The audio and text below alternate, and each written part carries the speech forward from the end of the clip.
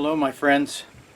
In a number of my videos I had people ask me what this tool or bench that I'm working with, what this is.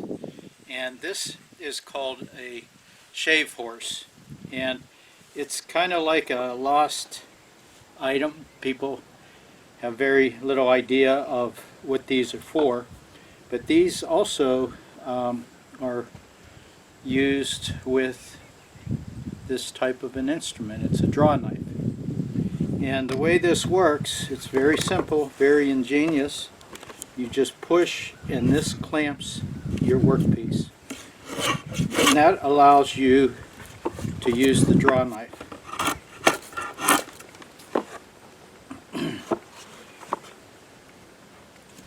And I'm going to go over this, all the individual parts, and show you how this is made. I had this for quite a number of years. Minimal improvement that I would do to this. I'll point out all the features and how the item goes together. If you are to make one of these, you would start with making the base. In the base measurement, this is 44 inches long. And of course you could adjust the measurements to your liking. The width of the base is 7.5, and the dimension to me right here is 1 3/4 inch in depth. And this was constructed out of pieces of hemlock, building material that I had left over. Once you have the base cut, then you need to cut a slot in the base. It's a rectangular slot similar to this slot here. And that slot is set back. The slot is cut from 15 inch to 19.5 inch. And it's the width of the piece going through. Of course, again, this is 1 3/4 inch stock that I was working with. Okay, once the base is made, then you need to make this long work surface, the tapered piece.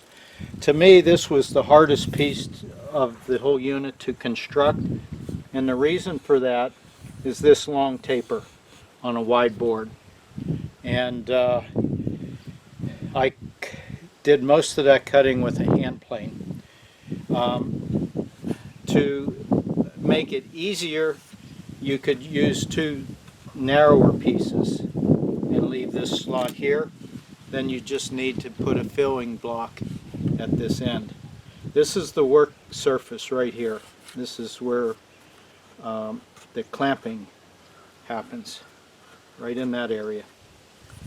Okay, this top piece measures 22 inches. Of course, the same width, 7.5, and I used the same stock, 1 3/4.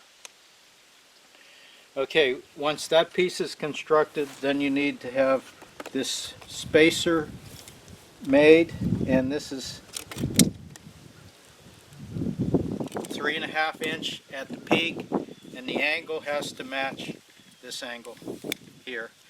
The height of this, and I don't know what the angle is going to be, but you can gauge from this height.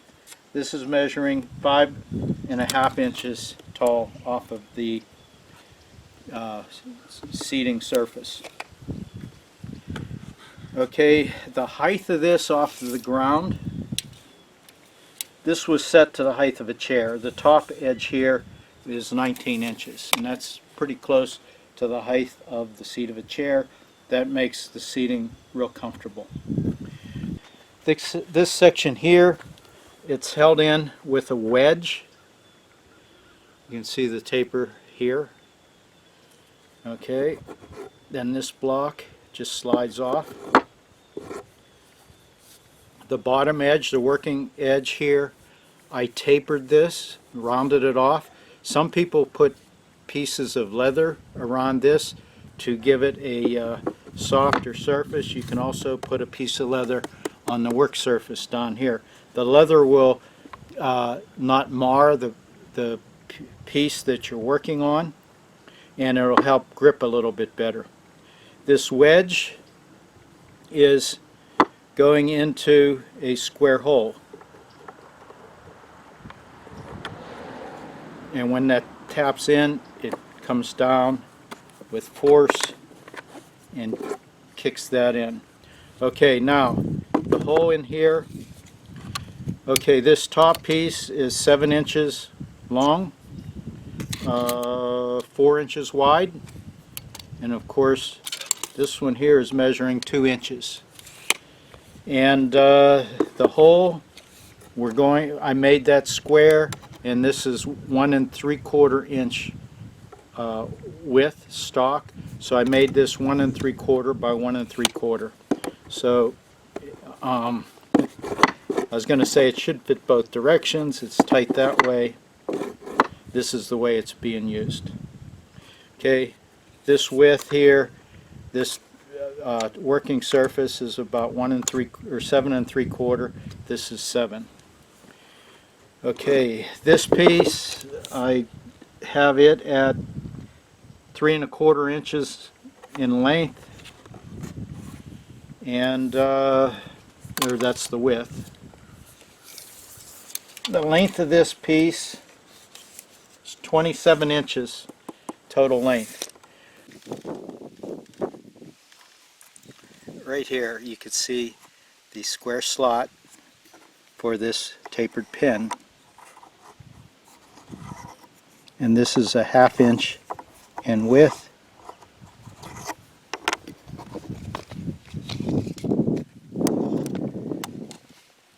And the slot measures 3/4 tall. Okay, this distance here is measuring 3 3/8. And like I said before,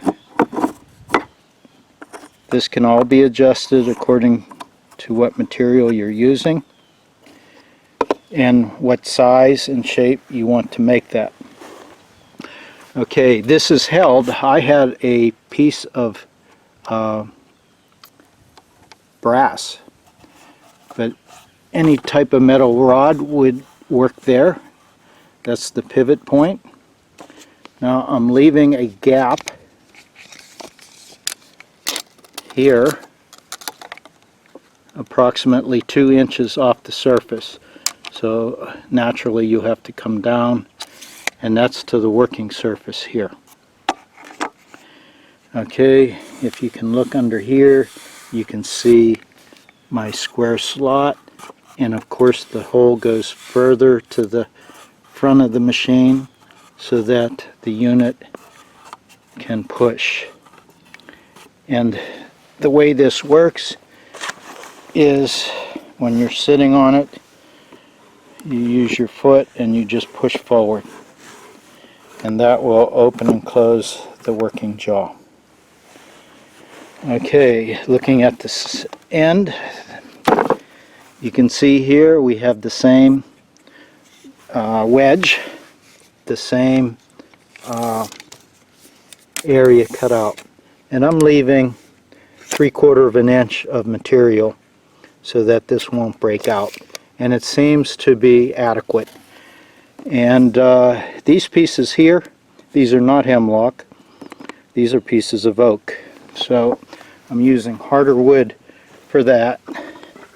The length of this foot, and that is 12 inches. That doesn't have to be too long as your foot can get onto that. And the legs, you can see I have them turned and turned down to fit a hole in the bottom. And of course I'm using 3 legs. The reason for the 3 legs is this unit will sit level, or will sit firm on any surface. You can see here when I drilled the holes, these came in at an angle, when I drilled the holes, I took a file and I filed this slightly oval shaped, and here you can't really see, but it is. And looking close, you see there's a horizontal line through here.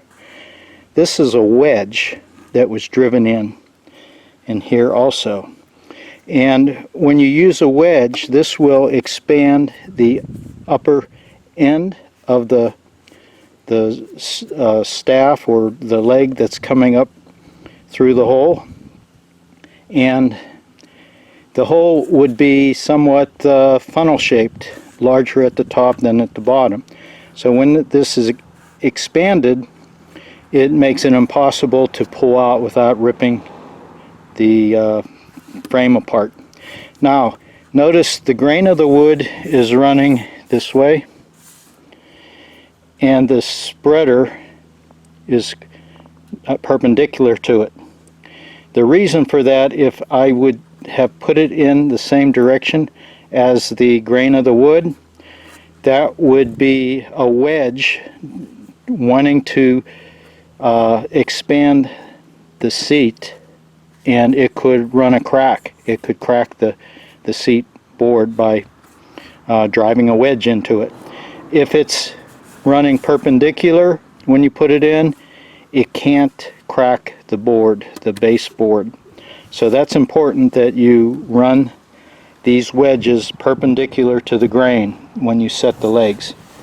Now there's a real slight taper of the legs. The only thing that I found that I should have made a change is increase that taper a bit, because this whole unit is somewhat tipsy. And I kept them narrow because of storage space, but to do this over, I would spread those two legs out a little bit more. Other than that, this unit, this shave horse, works extremely well. I haven't done anything with it since the time that I built it, and I've used it for years. I hope this video is very informative and possibly give you enough information that you can construct a shave horse on your own. Thanks for watching, my friends. Bye-bye.